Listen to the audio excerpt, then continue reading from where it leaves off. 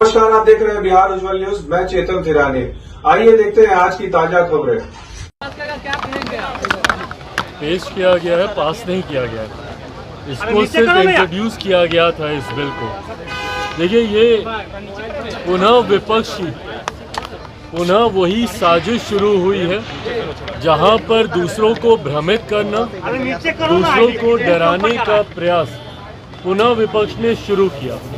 जिस तरीके से लोकसभा के चुनाव में आरक्षण खत्म हो जाएगा, संविधान खत्म हो जाएगा, इस तमाम तरीके की भ्रमित बातें करनी शुरू की, तो वहीं वक्फ बोर्ड में ये जो अमेंडेशन, ये जो उसको अमेंड करने का जो ये बिल आया है, उसको लेकर पुनः इस बात का भ्रम फैलाने का प्रयास किया गया कि ये मुसलमान विरोधी है, मुसलमानों के हक छीनने के लिए इस कानून को लाया जा रहा है। जबकि अगर आप इसको पढ़ेंगे तो ये वक्फ बोर्ड में पारदर्शिता लाने की सोच के साथ इस कानून को लाया जा रहा है। इसमें कई ऐसी बातें हैं जिसका सुझाव जब विपक्ष सत्ता में था उन्हीं के द्वारा दिया गया था, पर उस वक्त क्योंकि ये लोग इसको लागू नहीं कर पाए थे और ये मामला लंबे समय से पेंडिंग था, और कई ऐसे मुस्लिम संगठन भी हैं जो इसकी समय समय पर पैरवी करते रहे हैं, उन्हीं के हक अधिकारों को और मजबूत करने के लिए, ताकि समाज के गरीब मुसलमानों को भी उनका हक अधिकार मिले, इस सोच के साथ ये अमेंडमेंट लाया जा रहा था। पर क्योंकि पुनः इसको भ्रमित करने का प्रयास किया गया था और कहीं किसी के दिमाग में किसी तरीके की कोई शंका ना रहे, इसलिए लोक जनशक्ति पार्टी रामविलास ने भी सरकार के समक्ष, हम लोगों ने ये सुझाव रखा था कि इसको किसी भी कमेटी के समक्ष भेज दिया जाए।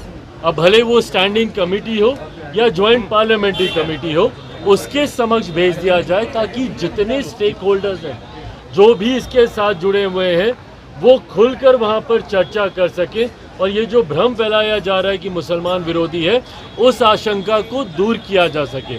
मैं आज धन्यवाद देता हूं प्रधानमंत्री जी का और हमारी केंद्र की सरकार का कि इसको जहां सरकार ने सदन के पटल पर मजबूती से बिल को इंट्रोड्यूस करते हुए अपनी बातों को, सरकार की बातों को प्रमुखता से रखा, तो वहीं विपक्ष के मन में इसको लेकर कोई शंका ना रहे, जेपीसी को भी इसको रिकमेंड करने की बात की गई है। आने वाले दिनों में मुझे लगता है जल्द ही स्पीकर जेपीसी का गठन करेंगे और वहाँ पर खुलकर इसको लेकर चर्चा होगी। बट इसमें महिलाओं का रिप्रेजेंटेशन हो और इस संस्था में पूरी तरीके से पारदर्शिता हो, इस सोच के साथ सरकार इस विधेयक को लेकर आई है।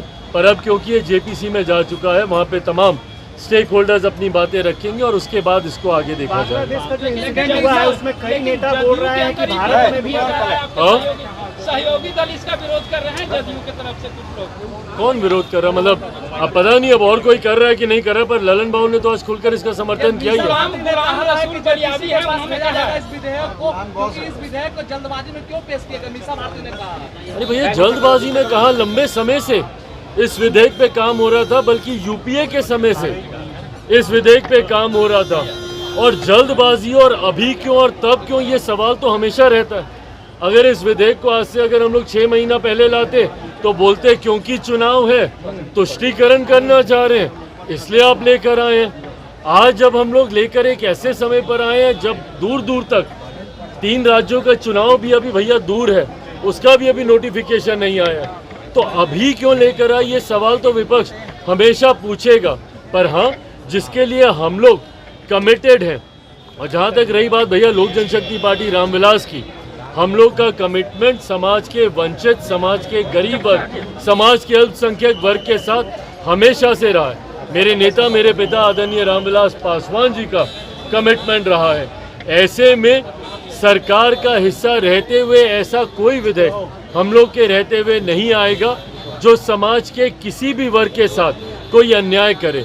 पर विपक्ष बार बार भ्रमित करने का कार्य करता है, लोगों को डराने का काम करता है, कभी विधेयक को लाने के समय को लेकर, कभी उसके पीछे के इंटेंशंस, उसकी मंशा को लेकर। ये सोच गलत है विपक्ष की। आपके बयान पर अपनी बातों को मांझी का कहना है कि जीतन राम मांझी जी आपकी बातों पर रखे हैं, अपनी बात गौर करें कि केवल 4 ही जाति के लोग आगे बढ़ेंगे। देखिए मांझी जी के बयान पे मैं कोई टिप्पणी नहीं करूंगा, पर क्योंकि इस दौरान मैंने कई अनुसूचित जाति संगठनों से मैंने बातचीत की, पार्लियामेंट में कई सांसदों से मैंने बातचीत की और संभवतः आने वाले दिनों में अनुसूचित जमात समाज से आने वाले सांसदों के साथ एक सर्वदलीय बैठक भी हम लोग करेंगे। ऐसे में मैंने इस बात को प्रमुखता से तब भी कहा था, पुनः एक बात दोहराता हूँ कि इसमें जो ये ऑब्जर्वेशन सुप्रीम कोर्ट के आए हैं, इसमें कहीं पर भी अनटचेबिलिटी शब्द का जिक्र भी नहीं है। अगर आप 550 पन्नों से ज़्यादा का ये जो ऑब्जर्वेशन आया है उसमें अगर आप टिप्पणियों को पढ़ेंगे तो कहीं पे भी अनटचेबिलिटी के शब्द का इस्तेमाल नहीं किया गया, जबकि अनुसूचित जाति ये वो कास्ट हैं जिनको शेड्यूल किया गया है भारत के संविधान में, जिनका आधार ही छुआछूत रहा, जिनको समय समय पर सिर्फ और सिर्फ छुआछूत की वजह से गांव से बाहर रखा गया, इनको छूना पाप माना गया, इनको देखना तक पाप माना गया। ये वो जातियां हैं, तो ऐसी जातियों में क्रीमी लेयर का प्रावधान संभव ही नहीं है। क्यों? क्योंकि आज भी ऐसे उदाहरण हैं जहां पे एक दलित युवक को घोड़ी चढ़ने पर रोका जाता है। ऐसे ही तमाम खबरों के लिए आप सभी बने रहिए हमारे साथ और देखते रहिए बिहार उज्जवल न्यूज। अब तक हमारे YouTube चैनल को सब्सक्राइब नहीं किया है तो जल्दी से सब्सक्राइब कर लीजिए। फेसबुक पेज को भी फॉलो कीजिए। वीडियो पसंद आए तो खूब लाइक कीजिए, शेयर कीजिए, कमेंट कीजिए। वीडियो देखने के लिए आप सभी का धन्यवाद।